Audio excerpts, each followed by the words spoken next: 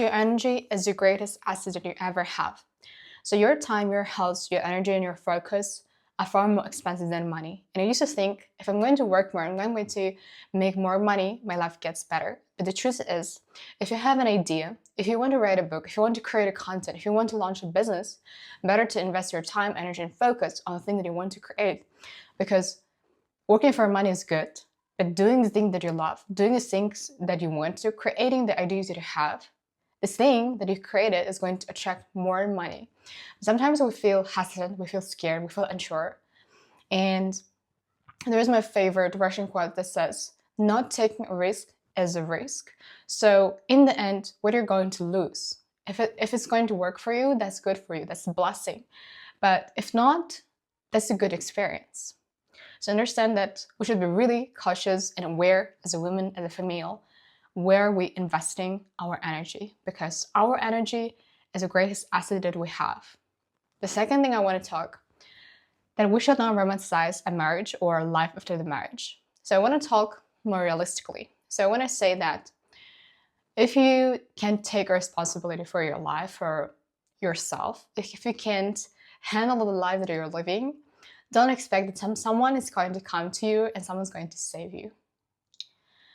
You have to really understand that your life is your responsibility, your future is also your responsibility, your financial, emotional, spiritual state is your responsibility, and your future kids and their life is also your responsibility.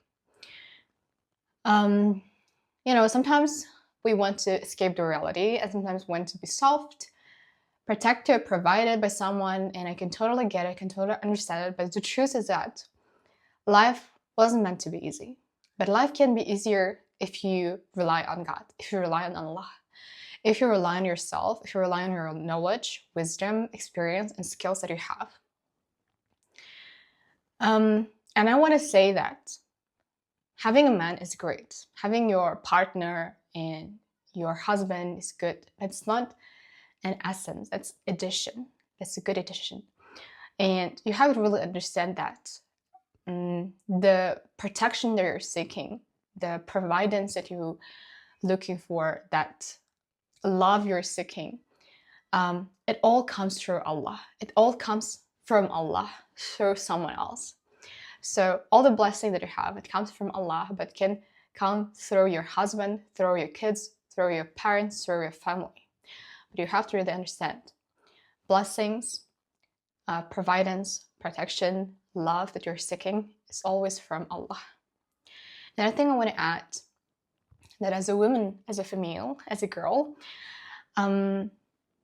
we sometimes visualize, daydream, thinking about, we spend hours and hours thinking about, the person that we want to become and the life we want to live. We do, we write wish list, we create a mind movie, we visualize, and I think that's all a great thing. It's great for the beginning, because if you want to take a leap, if you want to shift your life, shift your identity, that's good. But true change, true magic that you're seeking, it will happen only when you work in silence, when you take a consistent actions, when you understand that when you accept the fact that you have to be different, when you accept the fact that in order to get something, you have to give something. In order to get something, you need to sacrifice your time, your energy, your focus. You have to be different. And, there's my favorite quote that I read recently. It says, even if paradise requires a death. So sometimes if you want to get something, you have to sacrifice something. And sometimes God takes something from you and he gives something better than the previous one. The last thing I want to add is, as a woman, we should learn how to stabilize our nervous system.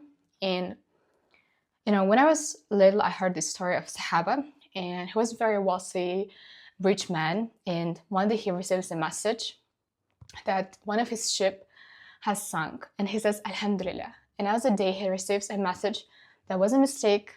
His ship didn't sink, and he says again, Alhamdulillah. And one of the features that successful people have is they don't get too nervous or too depressed and anxious when they fail or when they face like minor problems, and they don't like get too excited or like overly excited whenever they win. And this is their strength, their power, is that they know that whatever they face in life, they know how they're going to go through that.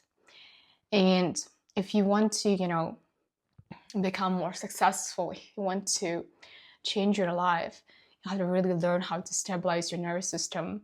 And apparently, this excessive excitement and hyper energy state is as bad as depression and anxiety for a nervous system. Like, imagine how you're going to grow, how you're going to achieve your goals and aims if you feel devastated and depressed whenever you fail, and you feel like, and you celebrate every time you win. You should learn how to be, stable.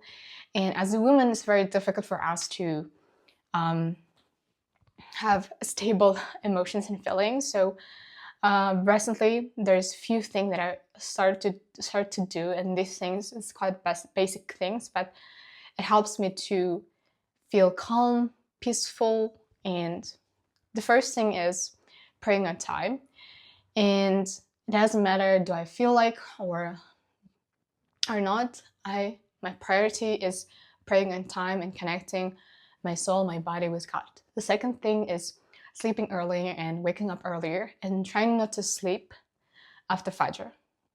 So I try to stay awake in the morning. And the third thing is drinking water as much as I can and eating a nutritious meal. And I prepare meals beforehand so that I will eat good meals after the work, after the university. And keeping my wishes or dreams or goals privately, so I don't overshare or I don't tell everybody my goals and the thing that I'm working on. So these things helps me to stabilize my nervous system, and it helps me to be sure that everything's going to be fine, because sometimes you feel anxious and you feel lost or you feel tired, not because your life is difficult, not because something is happening going on in your life, it's because you don't do basic things.